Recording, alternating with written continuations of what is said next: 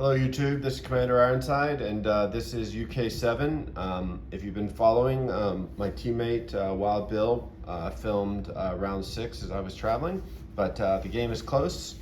The Axis currently are at 13 victory points and it's going to come down to the wire as to whether or not the Axis can hold it or if the Allies can pull it out. Don't know. It's going to be close, so exciting. I haven't had a game this close in a while, so it's a lot of fun. So UK's got 41 to spend. It's spending 40 this turn. It's spending 17 in India on 2 artillery, an infantry, and a tank, and the free guy. It's spending another 16 on an infantry, a transport, and a tank, and 7 on an infantry and an artillery. So from a combat perspective, the first combat is the battle for C-Zone 41. This sub is going to come from 43 into 37 to 41. Joining them in the battle will be a destroyer, a cruiser, and a battleship from C-Zone 39. Also joining them will be 4 fighters from India. We're going 1 and 2. They will have 4 left. They're going to go back to India, so I'm just not going to mark it.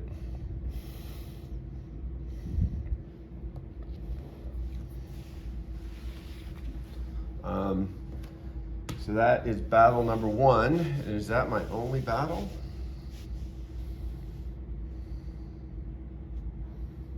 I think that is right. Hold on just a second. I'm trying to think. Battle 1.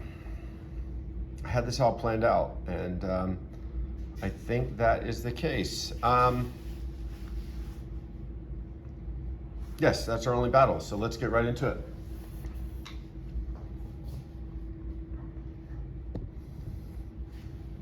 Got a lot of non-combat moves, but this one battle is very key, so we're going to try this. So coming into the battle is a battleship, a cruiser, a destroyer, and a sub that will do a first strike, and 4 fighters. Defending, you have 2 battleships and an aircraft carrier and 2 fighters, but the battleships will get 3 AA shots to begin.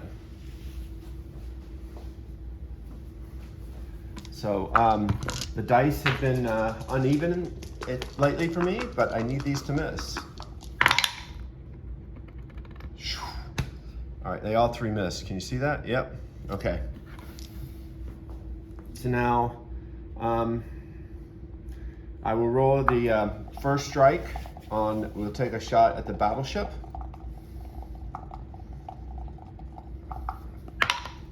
Hit. So the battleship has damage.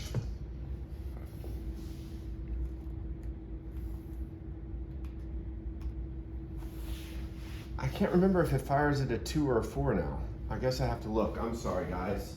I got a first strike on the battleship, so I have to look and see if its defense is still a 4 or if it goes to a 2. I don't actually remember the answer to that. Sorry.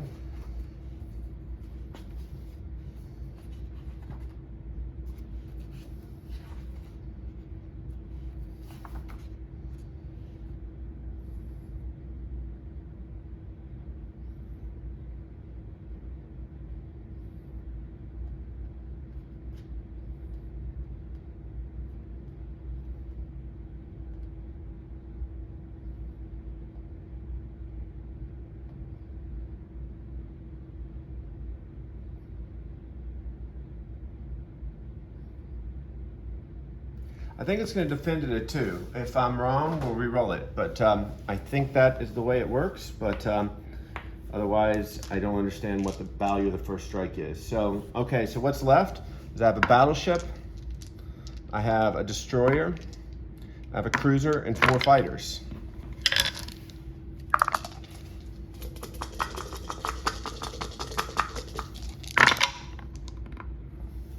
got 4 hits.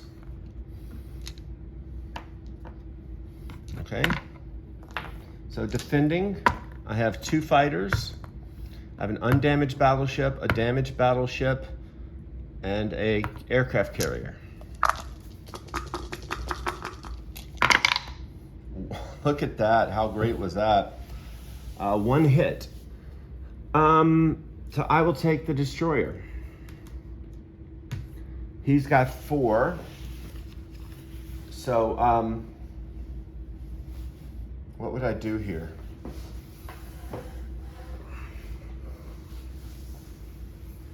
I'm gonna win the battle. He's gonna want to inflict maximum damage. So I'm gonna assume he would take the carrier. So that's 2.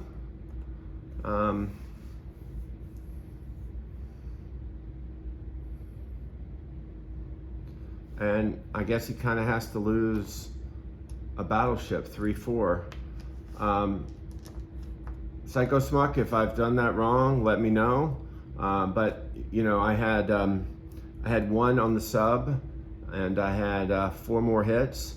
So I'm gonna assume you're gonna take 2 hits on the carrier, 2 more hits on the undamaged battleship, and so you've got 2 4s and a 2 left. Hopefully that is consistent with what you would do. If not, let's talk about it. But here goes the first strike on the sub on the battleship. Miss. You see that? Yep, miss.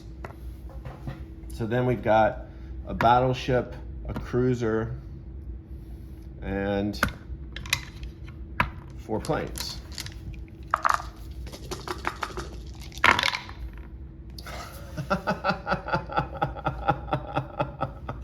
Blanks. God bless America. I thought I was going to come out of this fairly unscathed. Okay, so we've got 2 planes and a damaged battleship. 1 hit. So I will take the sub. Okay. So now we have 4 planes, a cruiser, and a battleship.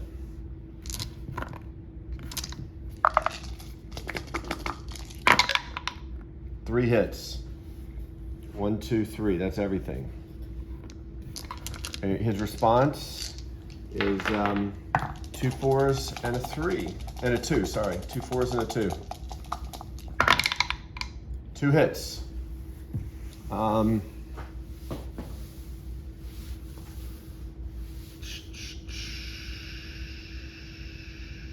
It doesn't really matter. I could sink the battleship. I have a cruiser left.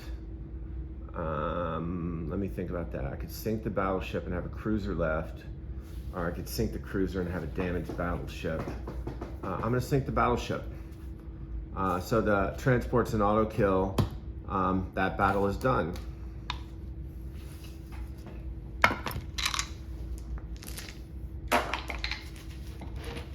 Sorry guys, this turn's gonna take me longer than I thought.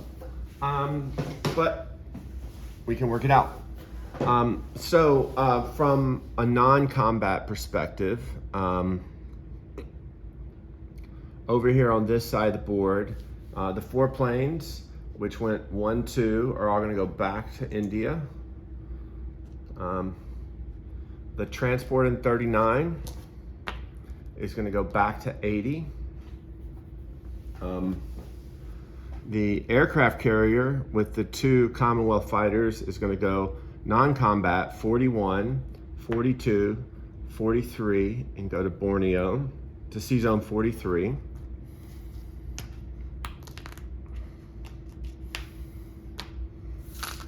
All right.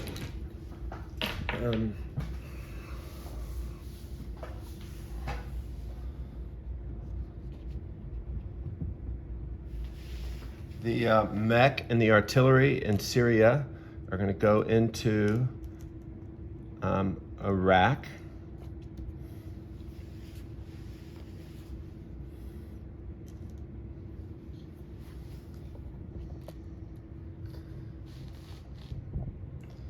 The 4 fighters in Finland are going to come over to Archangel. and hang out in Archangel.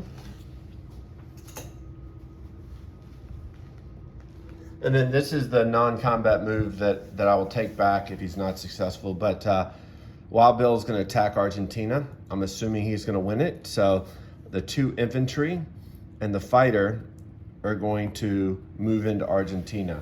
If he loses it, those 3, well, those 2, well, if he loses it, they'll be back in Brazil. But I'll move him there under the assumption that he's not going to lose. He should win that battle when he brings in what he's going to bring in. What else am I missing? British-wise.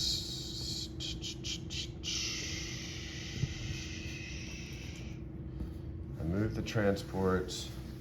Those guys are good. Okay, let's deploy. The tank, the 2 artillery, and the infantry, as well as the free infantry, are going to go down in India.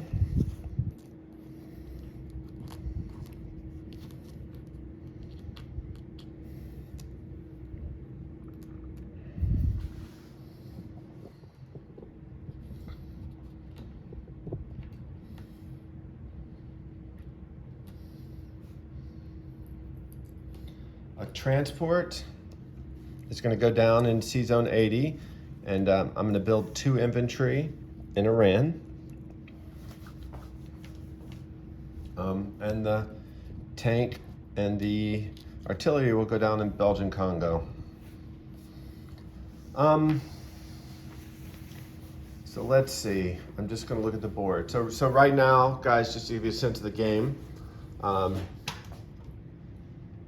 you know, the Axis are at 13 victory points. That includes China, Southeast Asia, and the oil point, plus the victory cities they have. So, you know, we're lining up to take China back. I don't think they can hold that.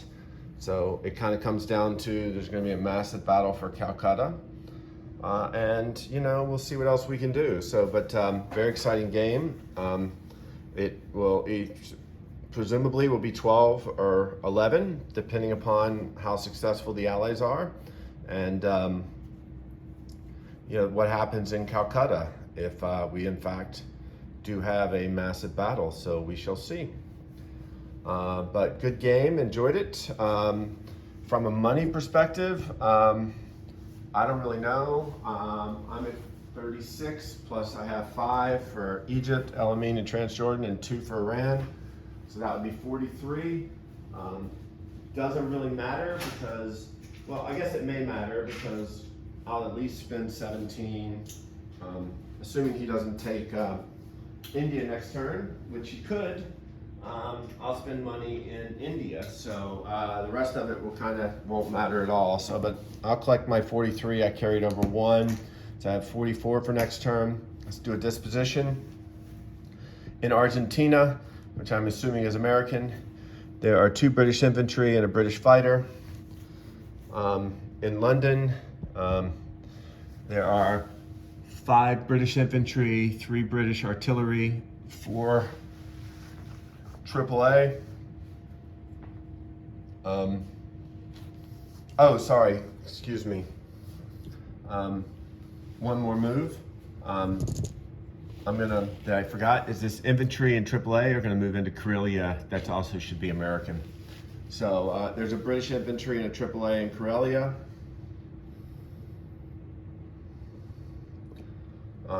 There are 4 British fighters in Archangel. In Belgian Congo, there is a British tank and a British artillery, although I didn't really need to buy them, they really can't do anything. In Egypt, there is a British infantry. In Iraq, there is a British artillery mech AAA. In Iran, there are 2 British infantry. In C-Zone 80, there are 2 British transports. In C-Zone 41, there is a British cruiser. In C-Zone 43, There's a British aircraft carrier with 2 Commonwealth fighters. And then the money load. In Calcutta, there are 5 British AAA. Let's see, 4.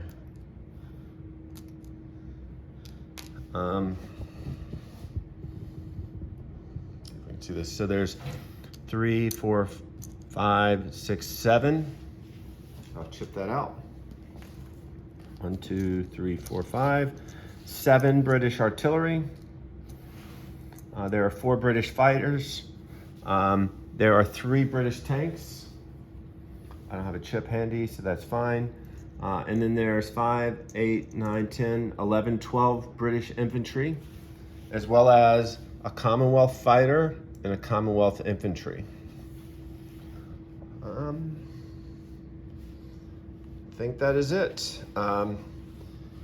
Good luck to the Axis. Better luck to the Allies, hopefully, but we'll see how it goes.